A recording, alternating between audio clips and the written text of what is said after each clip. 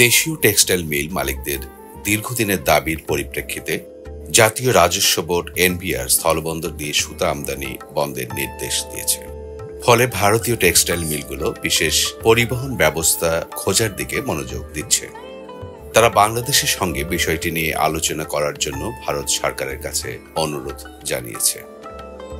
ভারত থেকে বাংলাদেশে রপ্তানি হওয়া সুতোর মধ্যে প্রায় 30%, যা মূল রঙিন এবং বিশেষ ধরনের স্থলবন্দর দিয়ে পাঠানো হয়। সম্প্রতি এক বৈঠকে ভারতীয় সুতা রপ্তানিকারকদের বিকল্প পরিবহন পদ্ধতির বিভিন্ন সম্ভাবনা নিয়ে আলোচনা করেন, যেমন জাহাজ করে কন্টেইন পাঠানো বা আভ্যন্তরীণ নৌ ব্যবহার। তারা বাংলাদেশি ক্রেতাদের সঙ্গে বৈঠক করেন। কটন টেক্সটাইল এক্সপোর্ট প্রমোশন কাউন্সিলের নির্বাহী পরিচালক ভারতীয় এক গণমাধ্যমকে বলেছে, সমুদ্রপথে কন্টেইন পণ্য পাঠানোর সময় বেশি লাগে, এটাই সমস্যা। এখনো ভারতের 70% সুতো সমুদ্রপথে বাংলাদেশে যায়।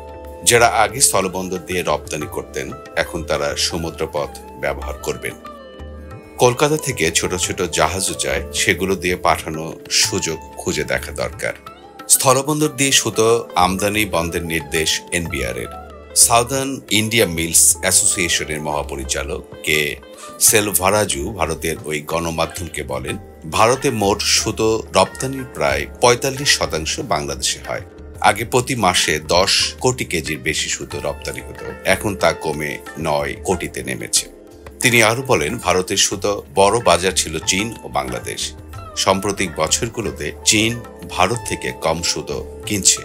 যদি বাংলাদেশের জন্য নির্ধারিত 30% রপ্তানিও বাধাগ্রস্ত হয়, তাহলে সেই সুতো দেশের বাজারে চলে আসবে এবং দাম কমবে। এতে দেশের টেক্সটাইল খাতের পুরো শৃঙ্খলা ক্ষতিগ্রস্ত হবে। সেলভার্জু জানান, এখন উত্তর ভারতের টেক্সটাইল মিলগুলোর স্থলবন্দর বন্ধ থাকার কারণে ক্ষতিগ্রস্ত হচ্ছে। তবে পরিস্থিতি উন্নতি না হলে পুরো টেক্সটাইল স্পিনিং শিল্পই ক্ষতির মুখে পড়তে পারে।